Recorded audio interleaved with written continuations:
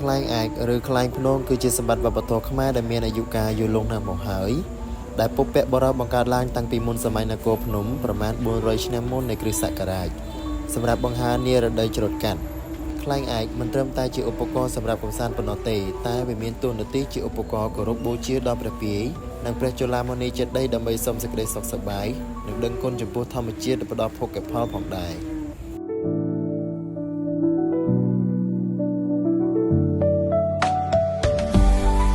លោកអ៊ំសាមនៅគឺជាចាស់ទុំម្នាក់ដែលចេះធ្វើខ្លែងឯកតាមចាស់ព្រឹទ្ធាចារ្យក្នុងភូមិតាំងពីលោកអ៊ំនៅក្មេងមកម្លេះ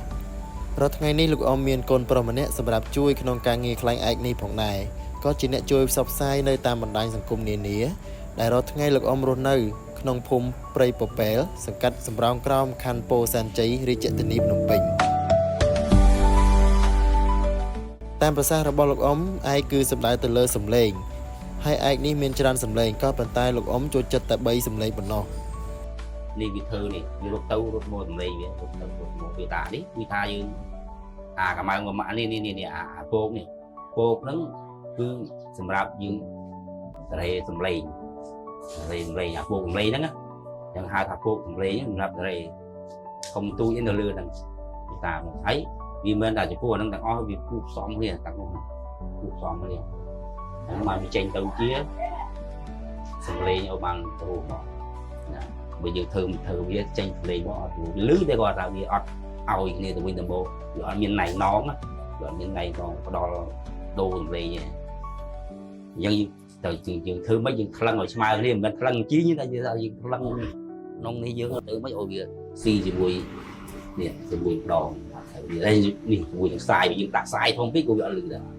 យើងទៅធ្វើគ្នាដាក់នេះធំពេកក៏វាអត់លឺដែរ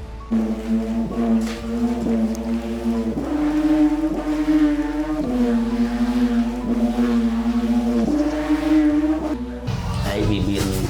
ន3សម្លេងឯងមាន3សម្លេងណាសម្លេងទី1សម្លេងទី1សម្លេងកចាតហៅចំណៃយើងស្គាល់កចាតសត្វកចាតប៉ុន្តែដៃក្មេងប៉ុន្តែជើងខៀវទុំលើអាមេអស័យទូទៅលើតាពាំងវាស្រេកហៅចំណៃវាស្រេកហៅចំណៃហៅវាស្រេកតចំណៃហៅមកចុកហ្នឹងគេហៅសម្លេងកចាតវាស្រេកចឹងហើយទី1តៅវ៉ៅលាទំនេរតៅវ៉ៅលាទំនេរហ្នឹងកដាលសម្លេងកដាលចាទី3ទីទុយទេកូនអាហ្នឹងបើប្រៀបធៀបដូចជាឧបករណ៍ភ្លេងវិញអាកចាតហ្នឹងដូចធោឆេចឹងធោឆេដូចធោឆេចឹងសម្លេងប្រៀបធៀបទៅជាឧបករណ៍ភ្លេងបុរាណវិញកចាតហ្នឹងស្មើនឹងធោឆេ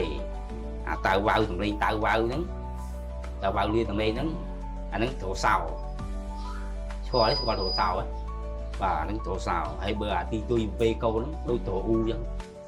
ដូចធោអ៊ូចឹងវាអ៊ឺនោះបើធោអ៊ូបើសិនជាបត់នគររាជប្រសាវិញអូអាហ្នឹងគឺក្បាលខ្ញាឯកមិនងាយស្រួលធ្វើនោះទេពេលខ្លះក៏បាក់ពេលខ្លះក៏មិនលឺសំឡេងហើយចំណាយពេលយូរសម្រាប់ធ្វើផងដែរ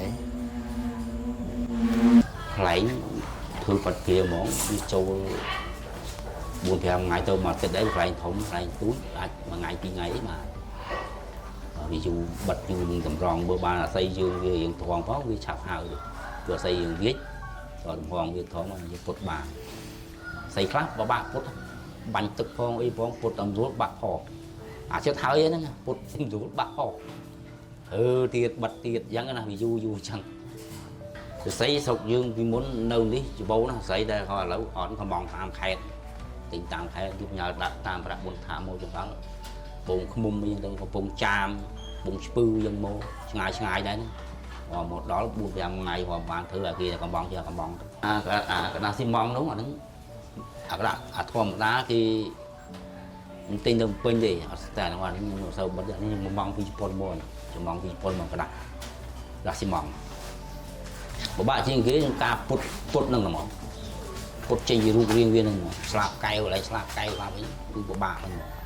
បាក់ឲ្យពុតហ្នឹងមកបាក់ជាងគេកន្លែងពុតស្លាប់កែវកូនហ្នឹងបបាក់តើប្រយ័ត្ន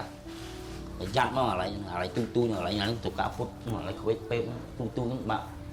មិនស្រួលប្រយ័ត្នមើលមិនប្រយ័ត្នបាក់ខ